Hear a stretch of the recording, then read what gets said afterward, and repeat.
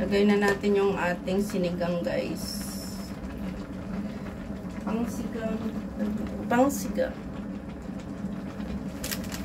Sinigang sa hipon na lang ginamit ko kasi may hipon.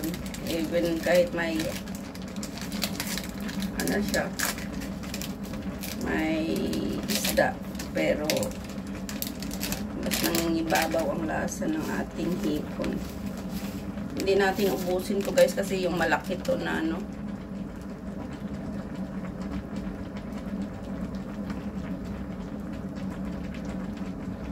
Okay, let's go.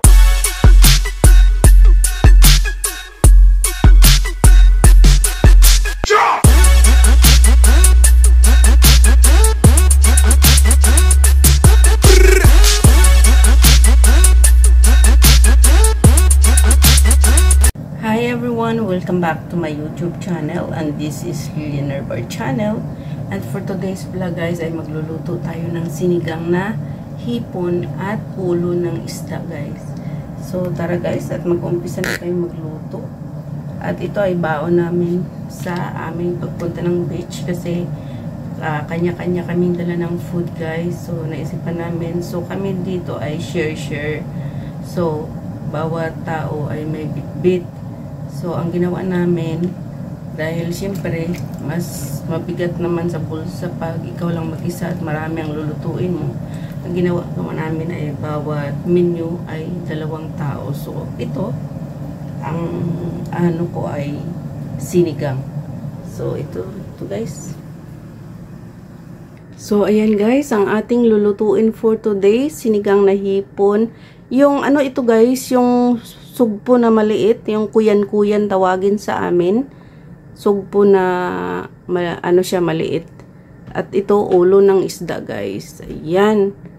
Ayan ang ating lulutuin for today, guys. Tara, guys, mag-start na tayo magluto. So ayan, napakulo na tayo ng tubig. So ilagay na natin ang ating kamatis, sibuyas at luya. Pakuluan lang natin saglit to, guys, bago ilagay natin ang ating ulo ng isda. Kulong ng isda muna unahin natin, guys, para maluto ng maayos yung ulo ng isda. Kasi yung hipon, mabilis lang naman yan maluto, guys. At so ayan na nga, guys, at kumulo na ng ating kamatis, luya at sibuyas. So ilagay na natin ang ating ulo ng isda, guys. Ayan. At syempre, pagtapos nito ay takpan natin. Lagyan muna natin ng salt.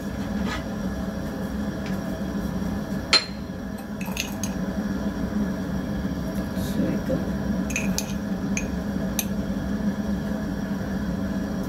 Ayan.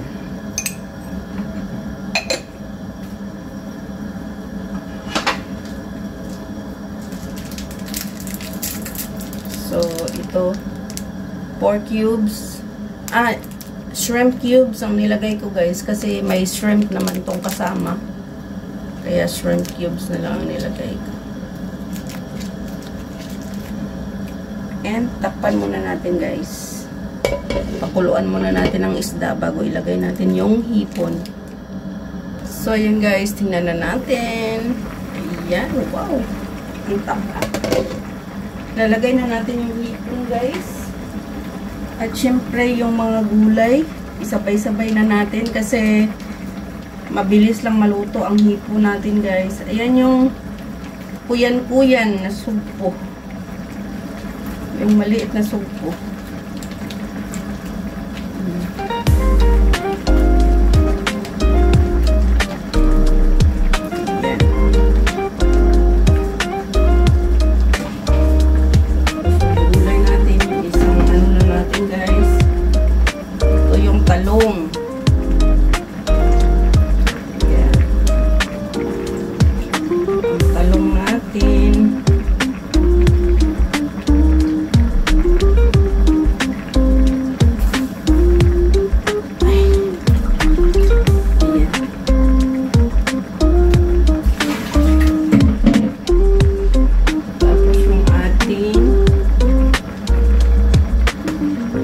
maliit lang lutuan natin guys.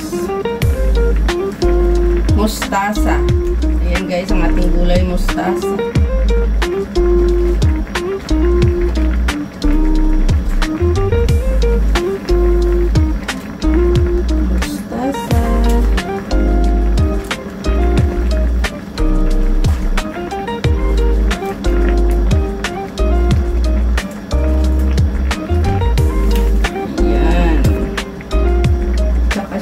Ang ating okra sa sides, okra natin. Ayan.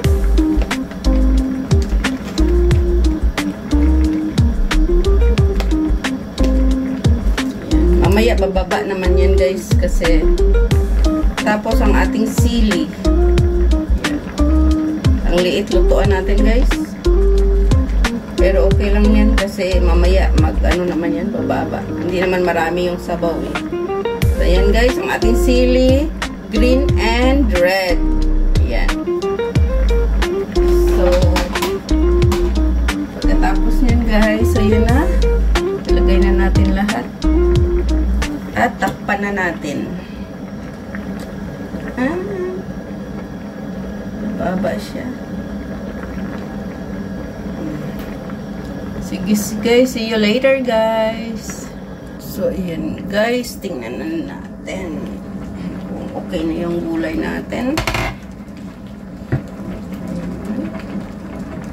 Ang sarap-sarap ng wala, mga 1 minute pa. Mga 1 minute pa to guys, pwede na. Ayan.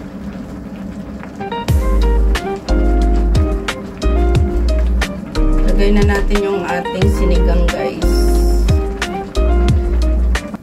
Pangsigang.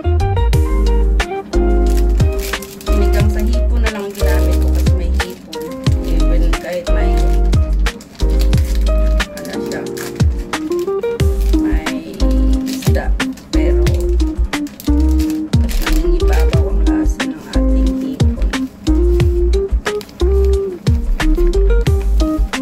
Hindi natin ubusin ko guys kasi yung malaki to na ano.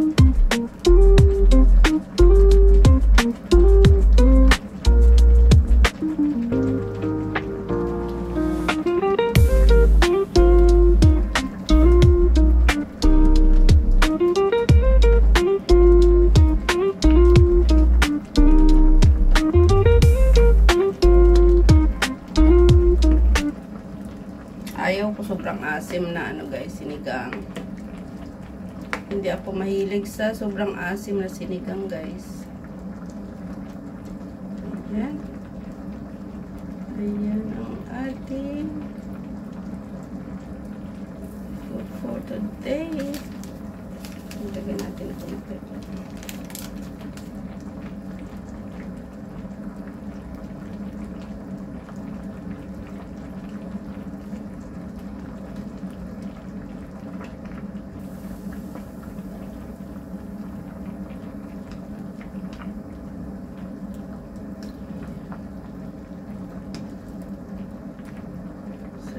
Kuluan lang natin saglit guys at okay na ito. Ayan, grabe. Sarap ng ating sinigang. Guys, ating sinigang na hipon. Ulo ng isda.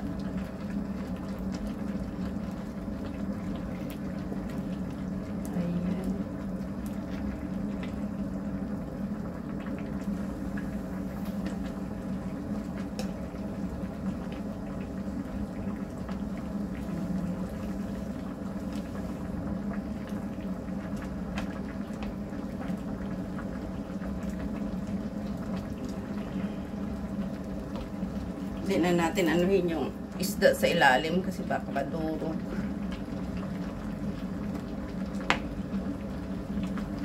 So ayan guys, ang ating sinigang ay luto na. Sarap. Lutong-luto na. Bye guys. Thank you so much.